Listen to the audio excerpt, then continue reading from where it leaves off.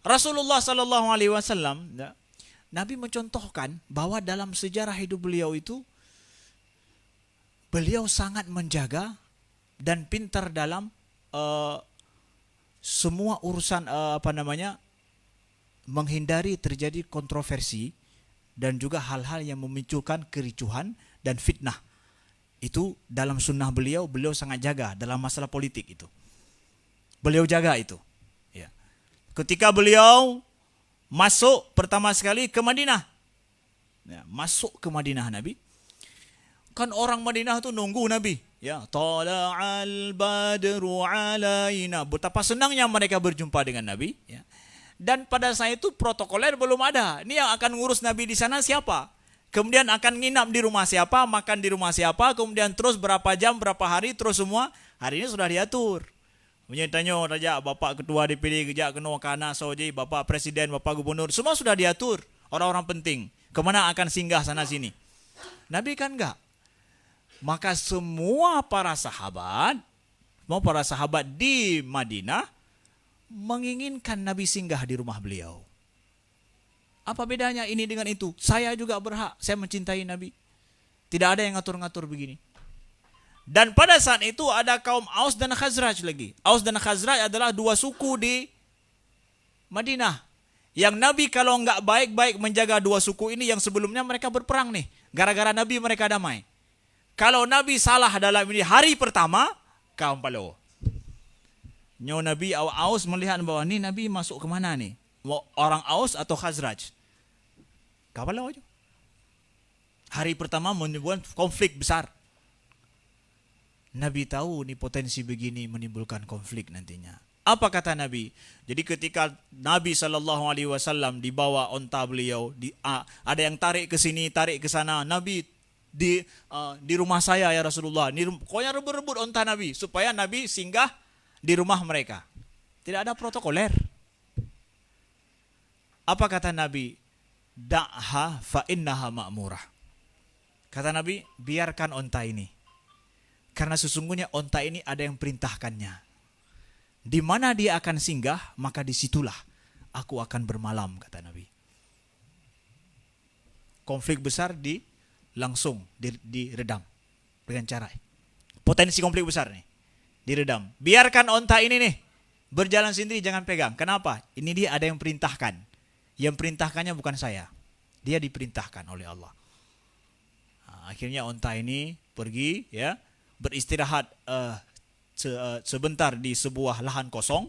Lahan kosong itu, di situ kemudian Nabi buat masjid beliau yang hari ini kita kunjungi.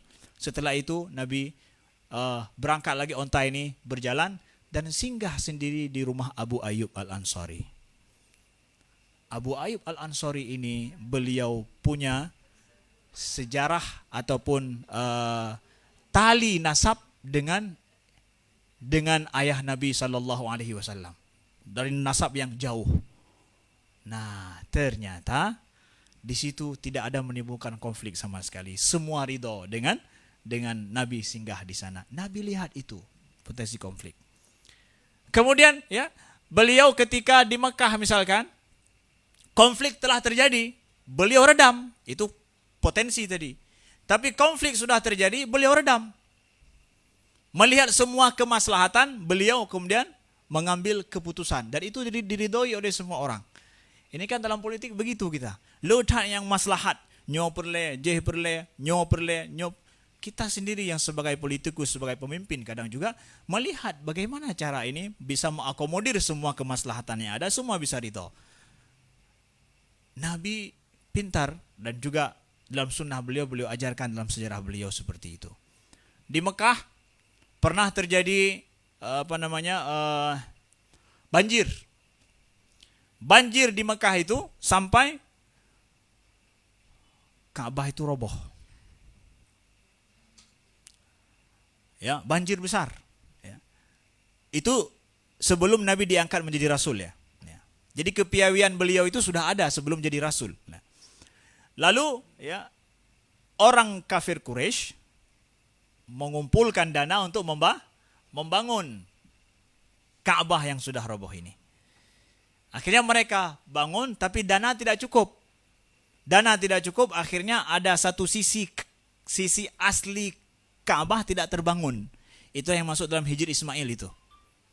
Itu sebenarnya bagian daripada Ka'bah, tapi dana tidak cukup, proyek alih pakan hana gejut, ya. Akhirnya terpangkas. Dana tidak cukup. Ya. Lalu setelah itu ada Hajar Aswad. Hajar Aswad itu sudah dianggap suci oleh orang Quraisy dulu.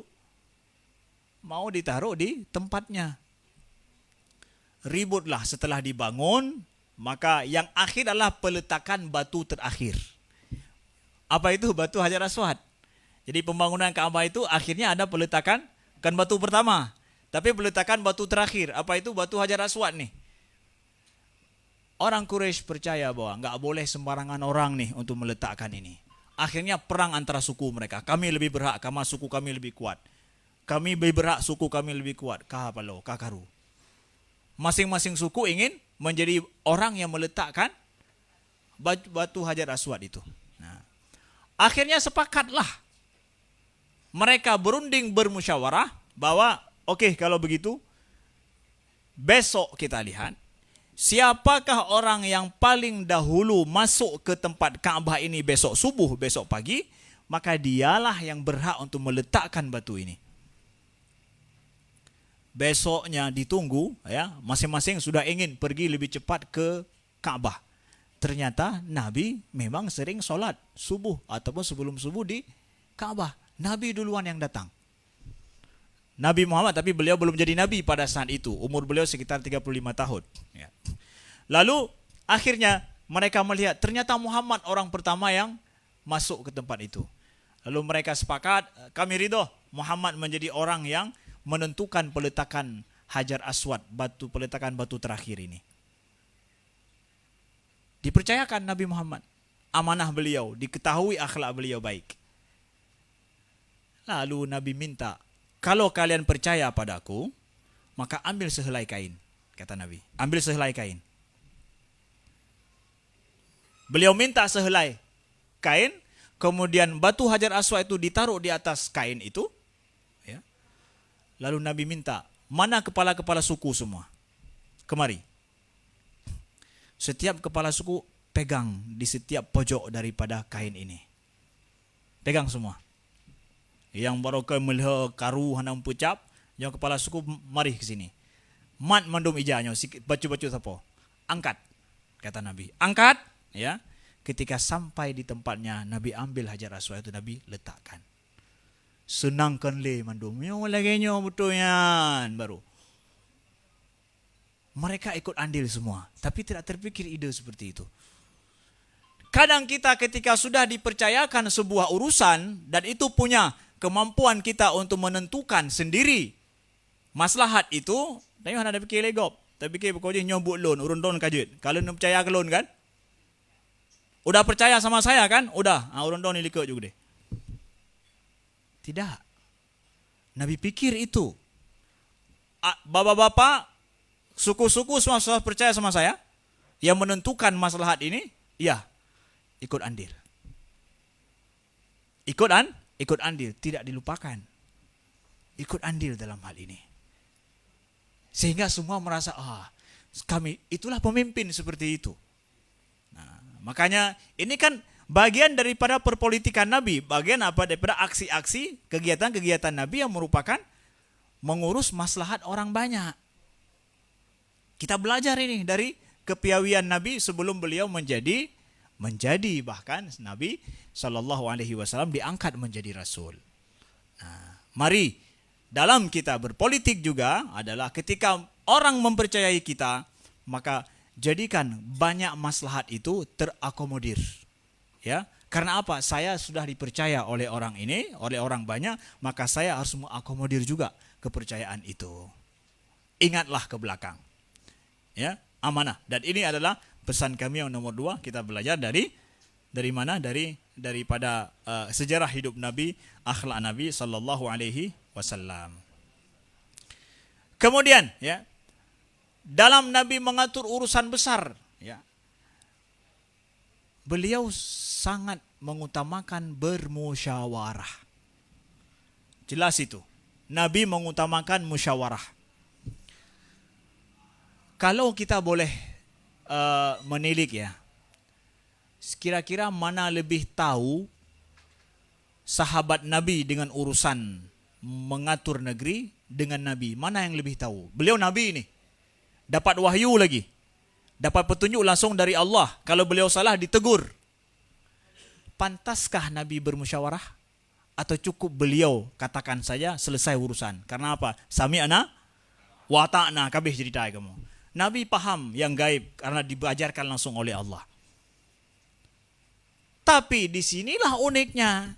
Pada saat beliau dipercaya tahu segala sesuatu, harus ditaati dan wajib, tapi masih mau musyawarah tanya sama orang. Apa kehlom? Tanya yang hana? Tak ni. Kita tidak paham, orang lain juga hana terdengar, nya yang berat. Tanya hana memfaham, gop hana terdengar. Justru kemudian tanya pegah, di sinilah sedikit saya ingin diketahui saya paham. Kita sering merasa bisa, tapi kita tidak bisa tidak merasa bahwa apa? Kita sering merasa bisa, tapi tidak bisa untuk merasa. Kai merasa jud, tapi hana jud merasa nyo yang hek gitu. Ya. Nyan kan tanya gop ilua ide. Mantiroro nayan tamang geno. Jadi kita lihat Nabi sallallahu, jadi ini sunnah Nabi, kita lihat, kita kaji sampai begitunya. Kita bicara apa yang di belakangnya. Kaim gepegah musyawarah, tapi di belakangnya itu apa sih? Ya. Dilikutnya pernah. Ya. Nabi begitu. Ya. Contoh ini, ya, yang menentukan banyak masalah yang menentukan masalah besar. Ternyata Nabi itu hasil musyawarah beliau dengan sahabat.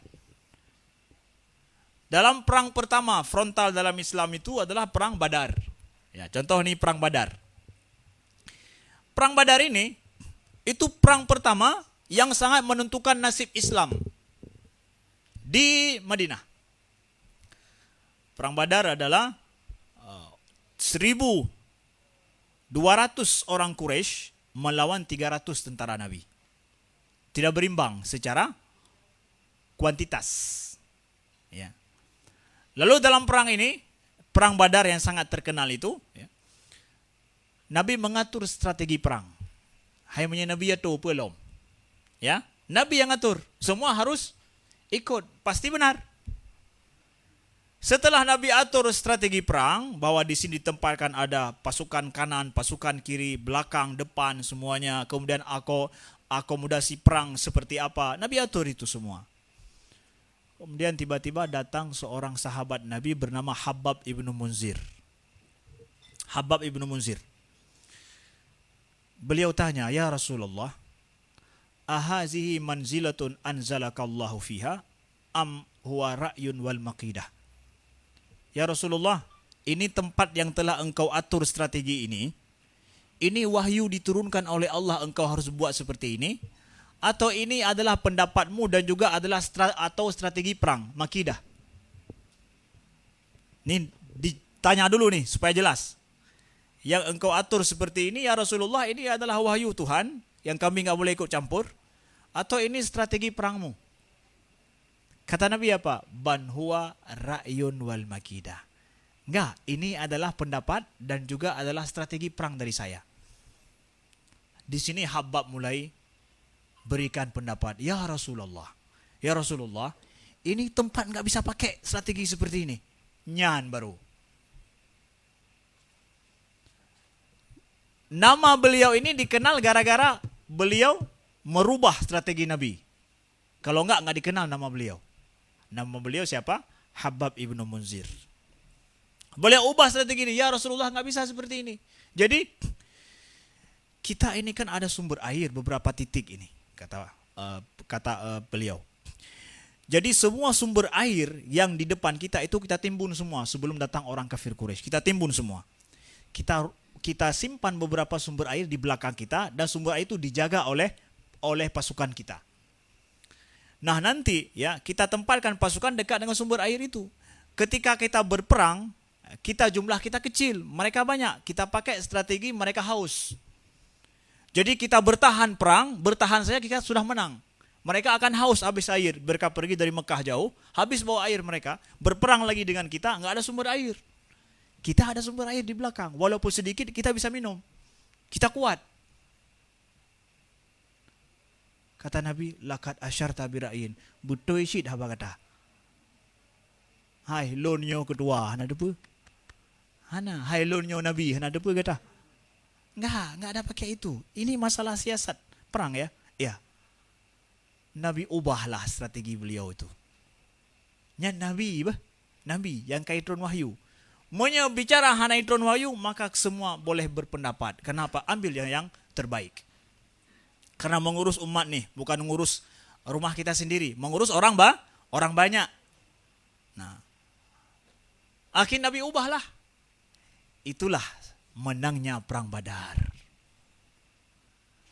Jadi bukan cuma gara-gara turun malaikat. Kita cuma bilang, oh malaikat getro memang gujih dengan Nabi. Itunya sabi talo dalam perang. Kenapa? Hai malaikat anak turun. Enggak. Nabi ambil semua asbab yang logis. Yang sesuai dengan alam. Setelah itu baru Nabi berdoa. Nah, setelah itu dalam perang Badar itu, setelah Nabi atur strategi seperti dikatakan oleh Habab Ibn Munzir, Nabi berdoa. Berdoa habis-habisan ya. Sampai Nabi SAW beliau berdoa, ya, malam hari beliau berdoa sampai ridak beliau jatuh. Sampai Abu Bakar menegur Nabi, ya Rasulullah. Getegur dari likut. Sedih ke kalau Nabi geklik ke mau malam. Gemu doa jaro watuh. Ya. Ya Rasulullah, Allah akan menolongmu. Keputenang Nabi. Jadi seakan-akan gemu doa tentang haitrum pertolongan daripada Allah. Padahal strategi sudah jitu tu dibuat. Man lagi-lagi kan hanggetron malaikat ramai-ramai dari langit. Ni kita kadang udah strategi salah, pokoknya tanya doa mentau. Cik kata salah jika menandroi, tam doa mentau mudah-mudahan bumbu. Apa ni nak betul? Paidu. Pandai nak menang. Nya memang perlai tanya apa mukjizat uka yo. Buat kata salah dari awal, tapi lakai mukjizat. Yang demi Allah saya dengar itu. Begitu perjuangan kebanyakan siapa saja. Kebanyakan kadang orang dalam berpikir.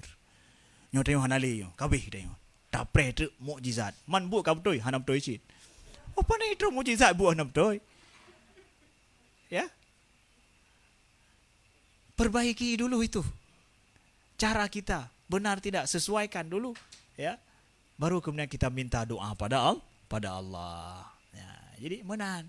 Baik kereh doa, hanang kereh but. Sallallahu alaihi wasallam. Begitu juga dalam perang Uhud nih. Dalam perang Uhud ya. Kita tahu perang Uhud kalah kan? Ya, secara dalam tanda kutip kalah. Perang Badar menang, perang Uhud kalah. Dalam tanda kutip kalah. Tidak semua para ulama juga sepakat perang Uhud itu kaum muslimin kalah. Tapi unik kita belajar dari hidup Nabi. Supaya kita tahu Nabi itu hidupnya real, sunnah Nabi itu real. Beda sang sunnah Nabi nya unreal, hana real. Sunnah Nabi, kita lihat ketika perang Uhud, Nabi itu sudah bermimpi malam hari. Bahwa beliau bermimpi nih beliau. Bahwa beliau bermimpi berperang di kota Madinah, di kota, perang jalanan. Kan ada strategi perang jalanan, ada strategi perang gerilya, ada strategi perang di luar kota dulu. Lalu ketika pagi hari Nabi tanya kepada para sahabat, bagaimana strategi perang kita? Apakah kita perang di kota atau perang di luar kota? Kita jemput musuh, kita tunggu musuh di luar kota atau di dalam kota? Para Nabi bermusyawarah ini, padahal melumpaukan kan? Mimpi Nabi itu pasti benar. Mimpi Nabi itu benar. Untuk apa musyawarah lagi? Nah, ini Nabi ajarkan cara kita hidup. Sunnah kehidupan. Lalu para sahabat ambil pendapat. Abu Bakar mengatakan bahwa ya Rasulullah, memang lebih bagus kita perang di dalam kota saja. Perang dalam kota. Nampaknya kalau perang dalam kota ini lebih dengan pendapat beliau. Abu Bakar setuju bahwa kita perang dalam kota. Ya.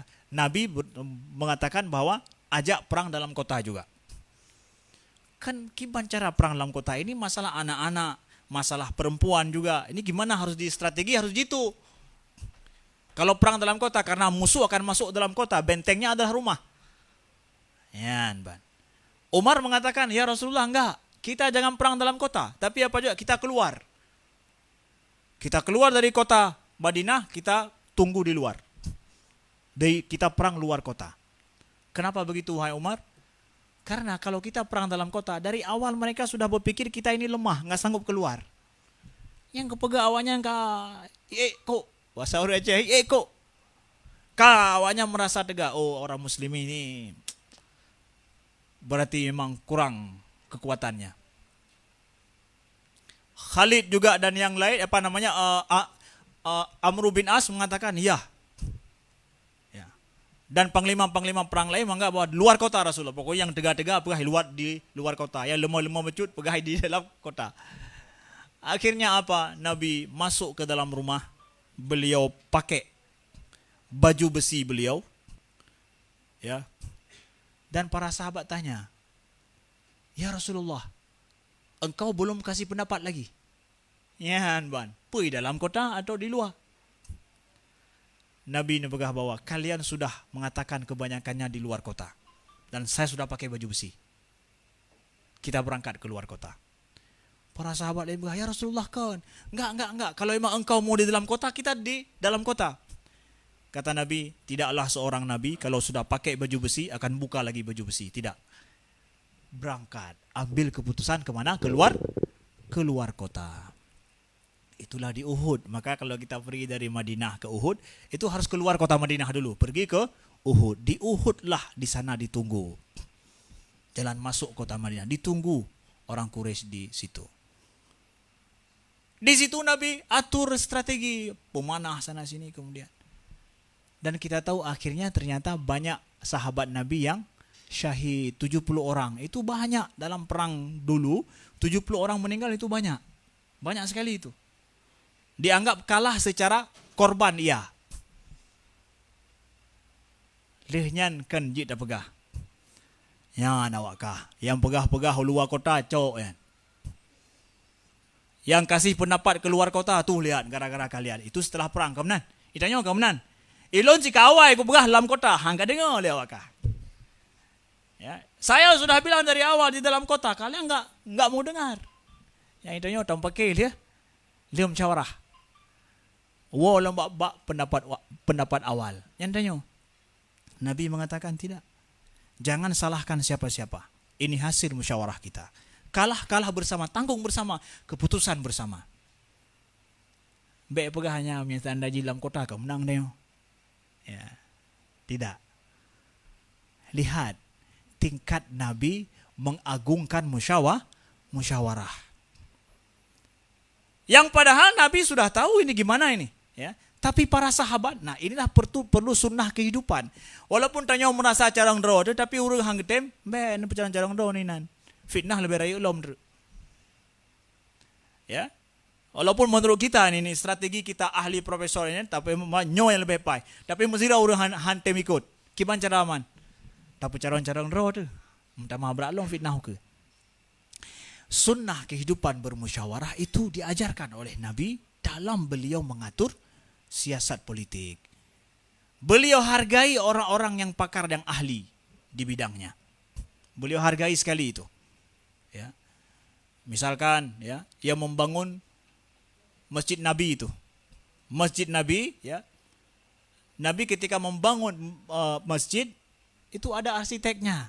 Arsitek awal ya, yang pertama membangun Masjid Nabi. Nabi katakan qaddimul yamami. Yamami namanya. Biarkan Yamami yang ngatur kita untuk membangun masjid ini. Li'annahu aliyan mangkaban.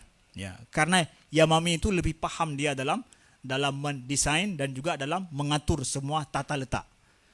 Jadi Nabi angkut batu, angkut itu saja, yang meletakkan itu saja Yamami, taruh batu di sini, batu di sana, kemudian diperhalus, itu dia yang kerja.